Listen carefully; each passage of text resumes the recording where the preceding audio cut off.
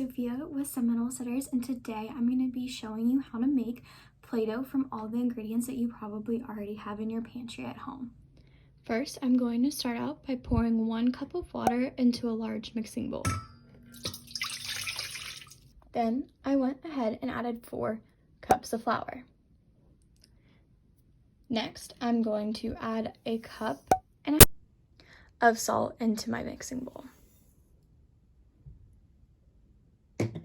Now I'm going to add 3 to 4 tablespoons of oil to the mixture. Now we're going to mix all of our ingredients together until it is well combined. Now that we have all of our ingredients mixed together, our Play-Doh should look something like this. If it's easier to mix with your hands than a mixing spoon, that's totally fine too. Now it's time for the fun part.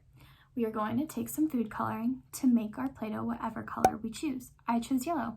What color did you choose? Are you mixing colors? Or are you just using one color? You can also add some glitter to the Play-Doh to make it a little bit more fun too.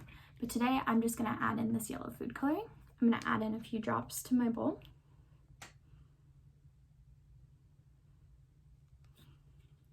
And I'm going to mix it up, and I'll show you guys the final product. So I have finally finished mixing in all the food coloring, and now my Play-Doh is yellow.